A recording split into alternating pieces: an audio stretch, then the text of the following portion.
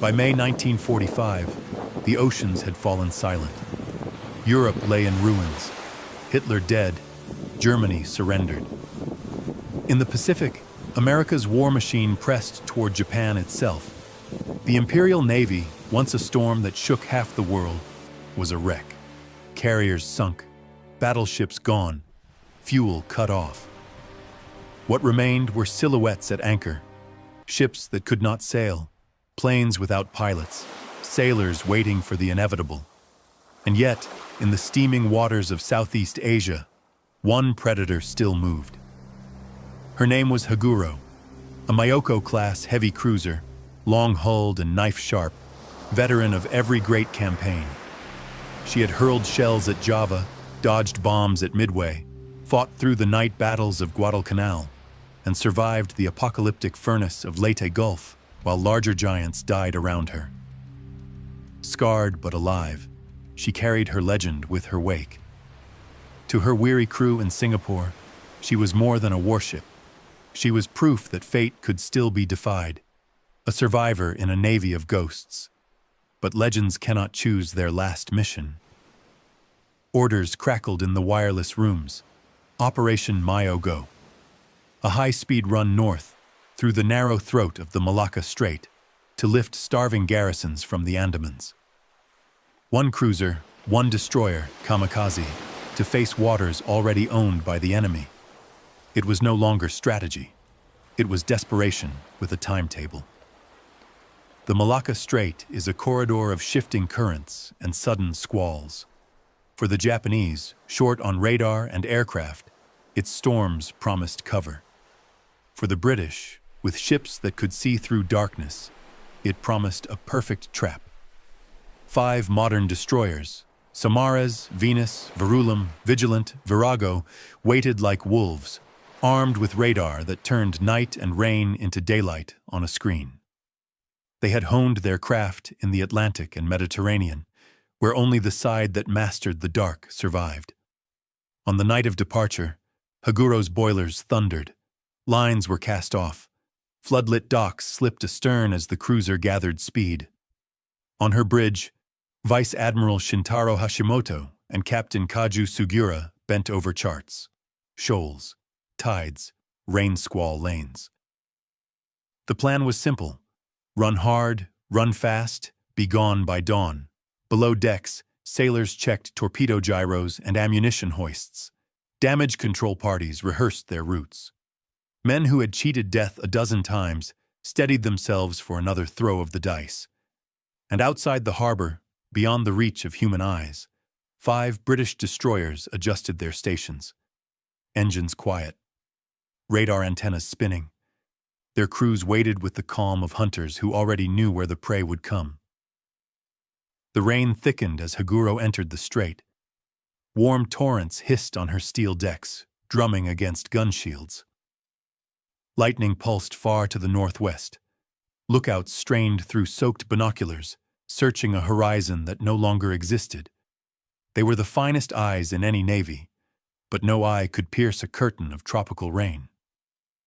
On Samaras's bridge, the scene was different.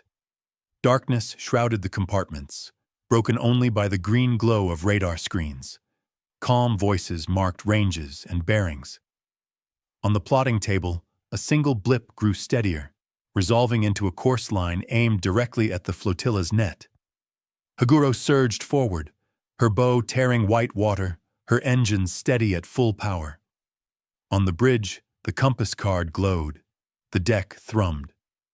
The old cruiser was still fast enough to outrun what she could see. But this was not a night to be decided by eyesight. Halfway up the strait, 2 worlds passed each other unseen. 1 ship wrapped in rain and instinct. 5 ships guided by invisible beams. Between them stretched only minutes. The weather closed in further. The sea turned to black glass between curtains of rain. Haguro held her course, believing speed would save her. And out in the void, silent destroyers inched closer, bearings tightening, their screens whispering the truth. The survivor of Java, Guadalcanal, and Leyte was sailing into the jaws of her last battle. Rain hammered steel. On one bridge, sailors clung to binoculars. On the other, green arcs glowed with quiet certainty. The cruiser drove on, and in the night, the hunters prepared to strike. The rain drowns the deck, then silence. Only the hum of a radar beam remains. To understand Haguro's fate, you must first understand her birth. She was conceived in an age when the world's navies tried to chain themselves with treaties. After the First World War, the Washington Naval Treaty of 1922, and later the London Agreements, sought to end the ruinous arms race by capping fleets. No battleship above a certain tonnage, no cruiser above 10,000 tons, no endless columns of dreadnoughts. For the Japanese, these ratios were not compromise, but humiliation. The infamous 5-5-3 formula, America 5, Britain 5, Japan 3, locked the rising sun into permanent second place. Pride burned hotter than logic. Unable to match quantity, the Imperial Navy vowed to win with quality. If they could not build more ships, they would build better ships. Vessels faster, stronger, and more heavily armed than any rival of the same weight. Out of that defiance came the Myoko-class heavy cruisers. Myoko, Nachi, Ashigara, and Haguro. Laid down in 1925 at Mitsubishi's Nagasaki yard, Haguro was a marvel of engineering and a masterstroke of treaty bending. On paper, she was 10,000 tons. In truth, she was overweight, a carefully guarded secret. That hidden displacement bought speed, firepower, and endurance.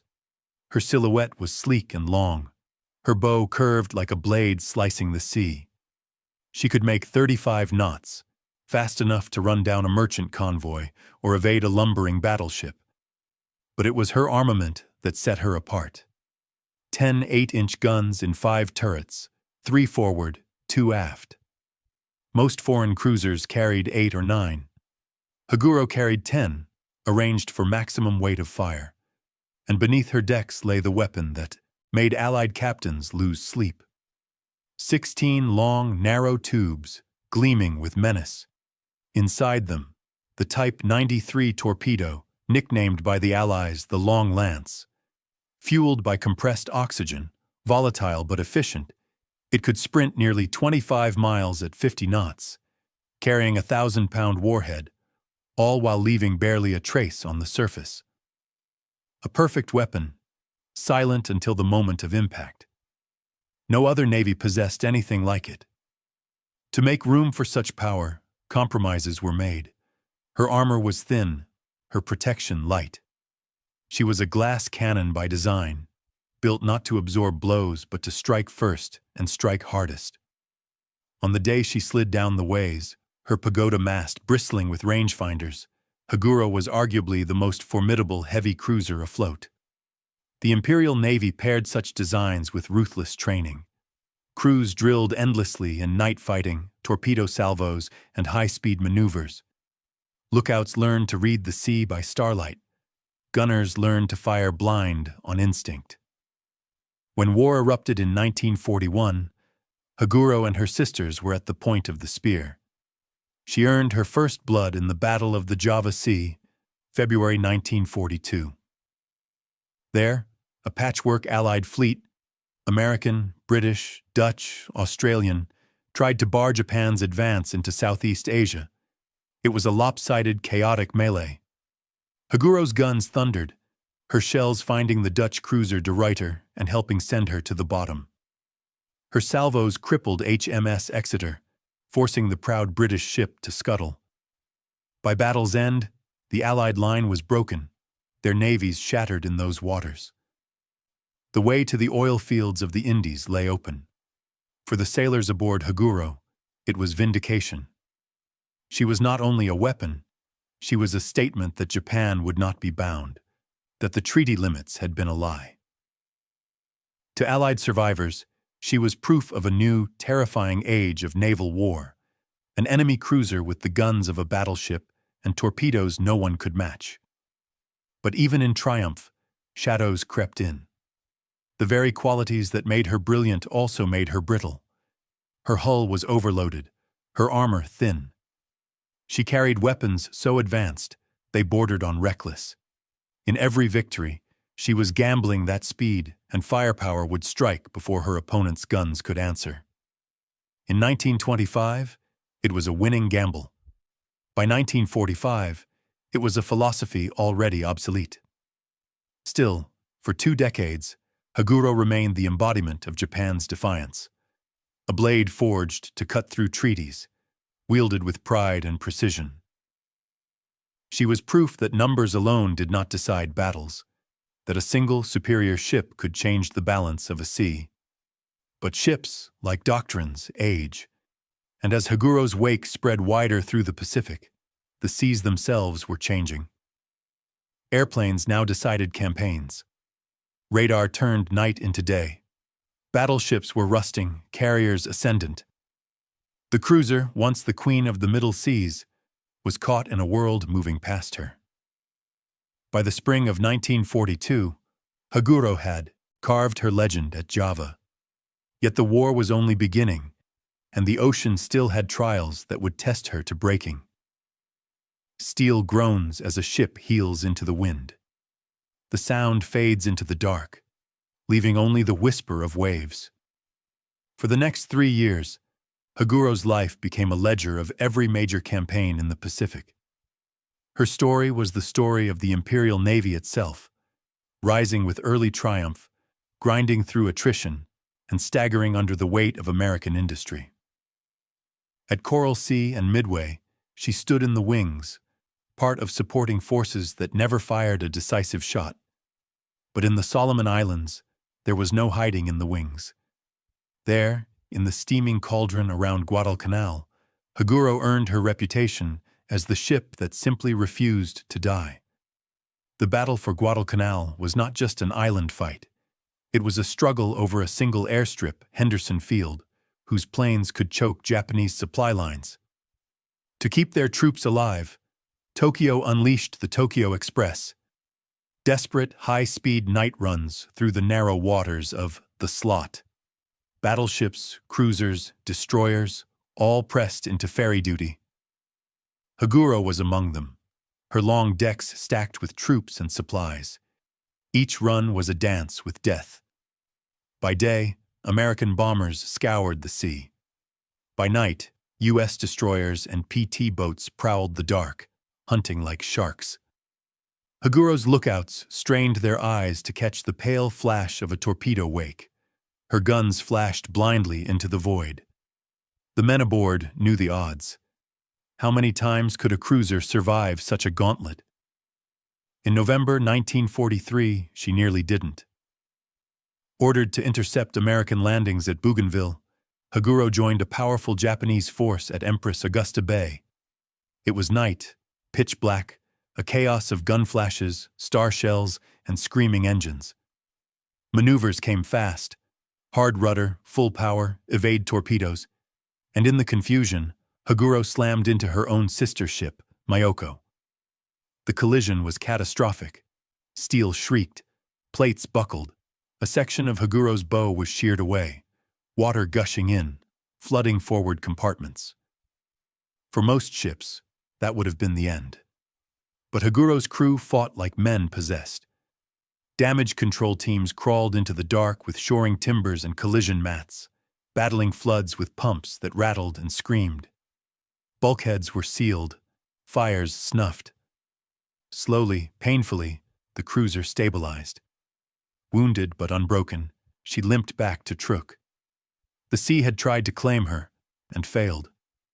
But her greatest trial came a year later, in the storm of Leyte Gulf, October 1944, the largest naval battle in history. Haguro was part of Admiral Takeo Kurita's center force, a formation bristling with battleships and cruisers, its mission to smash into the American invasion fleet. It was a roll of the dice, Japan's last gamble. In the Sibuyan Sea, American carrier planes descended in waves. Hundreds of bombers and torpedo planes swarmed the Japanese columns. Haguro's gunners fired until their barrels glowed, the air thick with tracer fire. Around her, Giants fell. The super battleship Musashi, pride of the fleet, took 19 torpedoes and 17 bombs before rolling belly up and vanishing. Mayoko was crippled by a torpedo, forced to retreat. Haguro herself was struck by fragments and near misses, her decks scarred, but once again she dodged annihilation. And then came Samar. There, the battered center force stumbled upon Taffy 3, a handful of American escort carriers with only destroyers for protection. By logic, it should have been a massacre. Haguro's 8-inch guns joined the thunder, sending shells crashing into thin-skinned decks. But the Americans fought with suicidal fury. Destroyers charged, torpedoes hissing, tiny ships lunging at giants. Carrier planes, armed with depth charges and machine guns, dove again and again. The Japanese line wavered. Through the smoke and confusion, Haguro fired relentlessly, yet it was not enough. Kurita, fearing a trap, turned away. The greatest surface force Japan ever assembled fled before jeep carriers and destroyers. Haguro emerged once more with only scars. She had seen the death of Musashi, the retreat of Yamato, the chaos of Kurita's retreat, and survived. By the time she limped into Singapore in late 1944, her reputation was sealed. Sailors whispered her name with awe, the cruiser that would not die. Java, Bougainville, Leyte, time and again she had gone to the edge and returned. But survival carried its own curse. The ocean had changed. Battles were now decided by aircraft, by radar, by supply lines that stretched across oceans. Haguro was a blade forged for a duel in the dark. But she was entering a world ruled by machines that could see farther, strike faster, and never tire. She was still a warrior, still lethal, still proud. But each time she cheated death, the sea whispered the same question. How many more times can you survive? The echo of distant gunfire fades into silence. Only the low rumble of storm surf remains. While Haguro was carving her legend in the Pacific, another navy was clawing back from humiliation. The Royal Navy, once ruler of the seas, had been humbled in a single stroke. In December 1941, Japanese bombers sent HMS Prince of Wales and HMS Repulse to the bottom off Malaya. The shock was seismic. Britain, proud mistress of the oceans, had been shown that battleships alone could no longer command the waves. For 2 years, Britain fought with her back to the wall. U-boats threatened the Atlantic lifeline. Italy contested the Mediterranean, and the Far East was left thinly defended. But by 1944, the tides had shifted. The U-boats were beaten down, Italy surrendered, and new carriers and destroyers poured from British yards. At last, London could turn east again. The Eastern Fleet, once a token force, was reborn as the British Pacific Fleet. At its cutting edge was the 26th Destroyer Flotilla, 5 sleek V-class destroyers, Saumarez, Venus, Verulam, Vigilant, Virago. They were fast, heavily armed, and crewed by veterans who had survived the brutal school of the Atlantic convoys and the Mediterranean night battles. But their most decisive weapon was not their guns or torpedoes. It was the strange, rotating antennas perched on their masts. Radar. Perfected in the stormy nights of the Atlantic, British radar could pierce darkness, rain, even fog. Where Japanese officers still trusted the sharpest eyes and the largest binoculars, British sailors read glowing blips on circular screens. A contact at 15 miles could be tracked, plotted, and ambushed long before human eyes caught a glimmer on the horizon. It was more than technology. It was foresight. And against an enemy still fighting by instinct, it was nearly prophecy. The men of the flotilla were no novices. They had fought U-boats in winter seas, darted into Italian convoys under cover of night, and learned the choreography of coordinated destroyer attacks. Each ship was a blade, but together they were a pack of wolves. Radio kept them aligned, radar kept them aware, and torpedoes gave them fangs that could tear even a cruiser apart. In command stood Captain Manly Lofthouse Power, calm, deliberate, the embodiment of the destroyer leader. He was not a man for stirring speeches. He trusted skill, planning, and the deadly professionalism of his crews. He had seen what Japanese naval power could do in 1941. He respected it. But now, with radar in his hands and trained killers on his decks, he believed the time for reckoning had come. For Britain, the hunt for Haguro was more than another patrol. It was a chance to erase the memory of 1941, to show that the Royal Navy had returned, bloodied but unbowed. A cruiser that had outlived Java, Guadalcanal, and Leyte was steaming into waters the British now considered their own, and Power's flotilla was waiting. The men drilled relentlessly as they patrolled off Malaya. Plotting tables filled with ghost tracks. Gunnery crews rehearsed star shell illuminations, knowing they might fight in blinding rain. Torpedo officers memorized firing angles for a synchronized attack. The destroyers were not built to slug it out in daylight. They were built to slip in unseen, strike from several directions at once, and vanish into the night. Each man aboard knew what was coming. Reports from ultra-intelligence whispered of Japanese desperation, of missions through the Malacca Strait to resupply the starving Andamans. A heavy cruiser might try to break through. If so, the flotilla would be waiting with torpedoes cocked and radar eyes wide open. This was no random encounter at sea. It was a duel waiting to happen. Old steel against new vision, instinct against electronics. As dusk fell on another humid patrol night, the 5 destroyers cut their wakes in silence, antennas spinning lazily above them. Somewhere to the north, beyond the squalls, Haguro lay in Singapore harbor, boilers being stoked for a mission she could not refuse. The lions of the Eastern Fleet were already on the prowl. Engines hum low, radar sweeps in the dark, and the sound fades into the hiss of tropical rain. By the spring of 1945, Japan's empire was collapsing in slow motion. The once mighty conquests, Burma, the Philippines, the Dutch East Indies, were isolated pockets, strangled by Allied sea power. Tens of thousands of Japanese soldiers sat marooned in garrisons with no hope of relief. Tokyo's grand strategy of holding territory had rotted into a grim arithmetic of starvation. One of the most desperate outposts lay on the Andaman Islands in the Bay of Bengal. The garrison there was cut off, hunted by British commandos, and already living on the edge of famine. Supplies were gone, ammunition dwindling, disease rampant.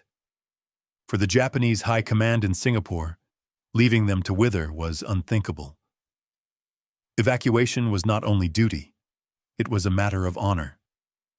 But honor required ships, and Japan had almost none left. The only warship still capable of making such a voyage was the battered yet unbowed Haguro, with her escort, the veteran destroyer Kamikaze. Their mission, Operation Myogo, was simple in concept, impossible in practice. A high-speed run through the Malacca Strait, out into the open Andaman Sea, to deliver supplies, and if possible, bring the survivors home. It was more than 1,000 miles of hostile water, every mile patrolled by Allied submarines and within reach of British aircraft. The odds were hopeless, but Vice Admiral Shintaro Hashimoto, commander of the force, had no choice. He knew he was taking his legendary cruiser into a corridor filled with predators, yet duty was duty. The stranded garrisons waited, and the last sword in his scabbard was Haguro. What Hashimoto could not know was that the British already knew everything. In shadowed rooms from Colombo to Ceylon, and far away in Bletchley Park in England, Allied codebreakers had cracked the Japanese naval ciphers. Their triumph, codenamed Ultra, pulled the veil off enemy operations. When Hashimoto received his orders, the British received them too. His departure time, his route, his speed, they were already on a chart aboard HMS Saumarez. For Captain Manly Power and the 26th Destroyer Flotilla, it was the gift of perfect knowledge. They no longer had to search. They could simply wait. The Malacca Strait was the ideal ambush ground. Narrow waters hemmed in a large cruiser. Rain squalls cloaked the hunters' approach. With radar guiding them, the destroyers could weave through storm and darkness unseen, while the Japanese relied on straining eyes and instinct. Power devised a classic plan, a pincer attack. His 5 destroyers fanned in a crescent to box Haguro in and saturate her with torpedoes. On May 9th, Haguro and Kamikaze made their first attempt. They slipped out of Singapore by night, bows pointed north. But waiting ahead were British, submarines, statesmen and subtle, posted precisely by Ultra's hand. Their torpedoes failed to strike, but their reports flew by radio, exposing the sortie. Hashimoto, sensing the net tightening, turned back. The first run had failed. For the British destroyers, who had steamed hard to intercept, it was frustration sharp enough to taste. But Captain Power was patient. He knew desperation would force Haguro to try again. The Andaman garrisons were starving. Delay was not survival. It was death. The chance came within days. On May 14th, new orders reached Haguro. Make the run again, no matter the risk. Boilers roared, decks thrummed, and once more she and Kamikaze pointed north. This time, the trap was ready. Reconnaissance planes from British escort carriers HMS Shah and HMS Emperor circled above, shadowing the Japanese cruiser with cold precision. A lumbering Liberator bomber spotted her silhouette and radioed constant bearings. On his plotting table, Captain Power watched the track line sharpen like a spear aimed straight into his net. The flotilla moved to position, engines thrumming low, radar sweeping. The sea ahead narrowed into the kill box of the northern strait. It would be night when Haguro entered. Night and rain. Exactly as the British wanted. On Haguro's bridge, the atmosphere was taut but determined. Charts lay spread under red lamps. Voices relayed bearings. Lookouts wiped rain from binoculars. They believed darkness might be their shield. They had no idea darkness was already the enemy's weapon. As the sun fell, tropical clouds thickened into towering anvils, their bellies lit with distant lightning. The sea darkened to a black mirror, broken by sheets of warm rain. Haguro's wake curled white, vanishing behind her. She pressed on, duty pulling her forward into the throat of the strait. And ahead, unseen in the downpour, 5 British destroyers spread out in silence. Bearings converged. Torpedoes were made ready. The wolves of the Eastern Fleet waited for the survivor of Java, Bougainville, and Leyte to sail into their jaws. The rain grows heavier, engines murmur low, and the night swallows all but the faint hum of radar. The cat-and-mouse game began in May 1945. Haguro and her lone escort, the destroyer Kamikaze, slipped out of Singapore under cover of night, bows pointed north. Their mission: Operation Miyogo, the desperate run to the Andamans. But the ocean was no longer theirs. Allied codebreakers had already charted their course, and silent eyes waited in the strait. 2 British submarines, statesmen and subtle, spotted the Japanese force racing past. They were too far to strike, but their signals flashed back like a beacon. The prey had left its lair. Vice Admiral Hashimoto, wary of ambush, turned back. Haguro's first attempt ended in retreat. For Captain Manly Power and his destroyers, the withdrawal was bitter. Engines had throbbed through the night. Men had braced for battle, only to watch their quarry vanish into the dark. But Power was patient. He knew hunger and desperation would drive Haguro out again. The Andaman garrisons had no time left. On May 14th, the order came: sortie once more. That evening, Haguro and Kamikaze steamed into the Malacca Strait. This time, there would be no escape. The British net was already woven. From the decks of escort carriers, Shah and Emperor, aircraft circled above, long silhouettes watching from the clouds. A Liberator bomber found Haguro and began shadowing her, sending back calm, precise bearings. On his plotting table aboard HMS Saumarez, Captain Power saw it all: course, speed, distance. His 5 destroyers slid into position like knives on a whetstone. The plan was simple and deadly. The flotilla would form a crescent ahead of Haguro, lying silent in the northern strait. When the cruiser entered, they would strike from 3 sides, overwhelming her with torpedoes before she could react. No daylight gunnery duel, no warning, just a kill in the dark. As twilight deepened, the sky grew heavy with tropical clouds. Humidity pressed like a weight. Thunder grumbled over Sumatra, and sudden sheets of rain swept across the sea. Visibility dropped to nothing. On Haguro's bridge, officers peered through streaming binoculars, trying to catch a glimpse of the horizon. The storm felt like cover, a blessing against Allied aircraft. In truth, it was the perfect mask for their enemies. Aboard the British destroyers, radar screens glowed green, untouched by rain. Each sweep painted the sea with certainty. Blips tracked across phosphorescent arcs, Haguro, kamikaze, steady on course. Power's officers spoke in clipped voices, marking ranges, correcting bearings. The enemy was blind. They were not. The tension aboard Haguro grew heavier with every mile north. She had survived torpedoes, bombs, and collisions. Her crew trusted her luck. But luck had no answer to an invisible beam. Her lookouts strained at shadows, their reports vague. Dark shape to starboard, lightning astern. The world beyond the rails was chaos, wind and wave and blackness. On the destroyers, there was no such doubt. Engines throttled down to a low hum. Crews stood by torpedo tubes, star shells loaded, guns trained. The flotilla spread wide, silent predators cutting through squalls, drawing the net tight. Midnight drew near. Rain hammered steel decks, thunder rolled like distant guns, and lightning flared, casting fleeting white light across the sea.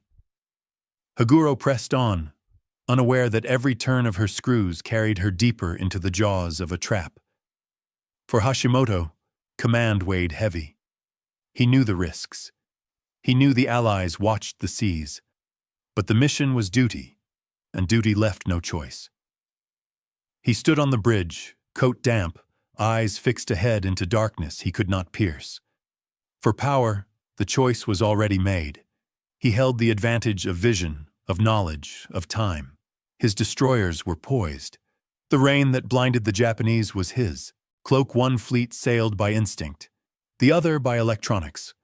One by memory, the other by prophecy. The night would decide which belonged to the past and which to the future. Engines thrum low, radar sweeps, lightning cracks over a black horizon. The stage is set. The final hours of May 15th were a study in contrast. Aboard Haguro, tension pressed down like the humid night air. She raced north through black water, rain lashing her decks, her hull vanishing and reappearing in bursts of lightning. On the bridge, Vice Admiral Shintaro Hashimoto and Captain Kaju Sugiura stood watchful, knowing the risks, yet bound by duty. Voice tubes hissed with reports. Compasses glowed dim red. Helmsmen gripped the wheel. All discipline, all professionalism. But every man knew the truth. They were sailing blind. Lookouts, famed across the Imperial Navy for sharp eyes, strained through drenched binoculars. Yet the rain turned the horizon into a wall of ink. Every flicker of phosphorescence in the waves, every flash of lightning, seemed a possible threat. The men clung to instinct, to senses honed in a different war, one fought in the 1920s and 30s. But in 1945, instinct was no longer enough. How can eyes pierce what only machines can see? Across the squalls, aboard HMS Saumarez, the picture was entirely different, The bridge was dark, but alive with the glow of screens. Radar beams swept out over the sea, painting the void with certainty. On the scopes, green arcs bloomed. Blips moved steadily. Haguro and her escort, precise in range, bearing, and speed. Captain Manly Power did not peer into rain. He studied numbers, vectors, and plotted tracks. Where Hashimoto guessed, Power knew. The atmosphere was calm, almost clinical. Officers spoke in clipped tones, updating bearings, shifting formations. Each of the 5 destroyers moved in harmony, their tracks coordinated like a dance. To the British crews, it was not chaos, it was choreography.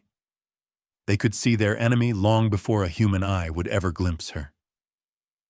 The gulf between the 2 fleets was more than technology. It was philosophy. The Japanese still trusted flesh and bone, the keen eye, the warrior's instinct, the sudden flash of courage. The British trusted data. They had learned in the Atlantic that machines could be sharper than men, that radar could make night as clear as day. As the clock pushed toward midnight, the imbalance sharpened into inevitability. On Haguro's bridge, the mood grew tauter. Officers whispered of enemy submarines, of aircraft, of the ghosts of ships unseen. Each mile deeper into the strait felt like a step into a narrowing corridor. They were surrounded by darkness, and they could not know how near their hunters already were. On the destroyers, the hunters waited with quiet patience. Engines idled low, star shells were loaded, torpedoes made ready. Each ship tracked Haguro's steady course, drawing her deeper into the crescent trap. For them, the storm was no hindrance. It was a gift. Every sheet of rain tightened the Japanese blindfold. The mini-climax came in the silence before contact. On Haguro, drenched lookouts reported vague shapes, shadows that melted back into rain. False alarms bred nerves. On Saumarez, radar screens told a different truth. The range was closing, the enemy sailing straight into the jaws of the flotilla. One side groped at shadows, the other watched certainty unfold in glowing arcs. It was more than a tactical edge. It was the very shape of the new war. One fought with electrons, not eyesight. One where victory belonged not to the bravest lookout, but to the clearest signal. By now, the battle was already decided, though no gun had fired. Haguro was feeling her way through a darkened room. Her enemies were wearing night vision goggles. The only question left was not if she would be struck, but when. The soundscape narrows. The hiss of rain, the steady ping of radar, the throb of engines at low power. Then silence, expectant, heavy, waiting for the first flare to tear the sky. Shortly after midnight on May 16, 1945, the silence broke. From the bridge of HMS Venus, the radar operator spoke in a steady voice. Contact. Bearing green 20. Range 14 miles, a single green blip pulsed on the screen. It was Haguro. Across the flotilla, orders rippled out. The 5 British destroyers, Saumarez, Venus, Verulam, Vigilant, Virago, adjusted their throttles. Engines surged, bows lifted. Like predators tightening the noose, they began to converge. On Haguro, the sea was still only darkness and rain. No alarms yet, only the throb of engines, the hiss of storm. The first sign came not from human eyes, but from the heavens, a blinding flash above. Shells burst high, scattering brilliant white fire across parachutes. Star shells. Night became day in an instant. Against the silvery glare, Haguro's long silhouette was exposed, sleek, proud, suddenly naked. The British opened fire. Dozens of 4.7-inch guns thundered. The air filled with the shriek of shells, the crash of water columns, the flicker of tracers. Their aim was not yet to sink her, but to disorient, to keep her crew's eyes blinded by smoke and fire. Haguro answered in fury. Her 10 great 8-inch guns boomed, each salvo throwing fire into the storm. She fired at the muzzle flashes, at the shadows. One salvo straddled Samaras. Steel splinters ripped across her decks, killing 2 sailors, wounding more. Another shell smashed into her boiler room, but failed to detonate, luck sparing the flagship from disaster. Even ambushed, the old warrior fought back with a ferocity born of pride and desperation. But she was outnumbered, outmaneuvered, and above all, outseen. Then came the real blow. From 3 directions, the British destroyers launched their torpedoes. Dozens of tin fish churned through the black water, leaving faint glowing wakes in the phosphorescence. Haguro's captain, Kaju Sugura, shouted for evasive maneuvers, swinging the great cruiser hard to starboard. But there were too many, from too many angles. At 2:09 a.m., the first struck. A towering plume of water and flame shot skyward as her port side buckled. The ship lurched, speed dropping sharply. Moments later, 2 more torpedoes slammed into her amidships. One gutted the engine rooms, snuffing out boilers, plunging compartments into darkness. The heartbeat of the cruiser stopped. Haguro staggered, dead in the water. Listing heavily to port, she began to roll. Fires raged, fueled by ruptured fuel lines. Flooding surged unchecked. Her guns fell silent one by one, smothered by loss of power, by broken hydraulics, by crew killed at their stations. The British closed in. More shells, more torpedoes, hammering the helpless ship. It was the coup de grace, efficient and merciless. On Haguro's decks, chaos reigned. Men scrambled on slick, tilting steel. Flames lit twisted shadows. Oil spread across the water. Burning eyes, choking lungs. Voices cried out in pain, in prayer, in disbelief. Amid the din, 2 men stood calm. Admiral Hashimoto and Captain Sugura. They gave the last command any Japanese crew would ever hear from their ship. Abandon ship. But there was almost no time. Life rafts jammed. Men leapt into the oil-slick waves. And on the bridge, the admiral and the captain made their final choice. They would not leave. They would go down with their ship, as Bushido demanded. Less than half an hour after the first torpedo struck, Haguro gave her last cry. She rolled sharply to port. Her pagoda mast dipped. Her stern rose. A groan of tearing steel filled the air, then silence as the sea swallowed her whole. Over 900 men went with her. Only a few hundred, pulled from the water later by the battered destroyer Kamikaze, survived to tell the tale. The Malacca Strait grew quiet again, but it was a different quiet, one heavy with finality. The survivor of Java Sea, of Guadalcanal, of Leyte Gulf, the ship that had cheated death again and again, had finally met her end. The ghost of the strait was gone. The sound fades. The rain, the storm, the last echo of collapsing steel. Blackness closes in, leaving only the hiss of static, as if the sea itself has drawn a curtain over the stage.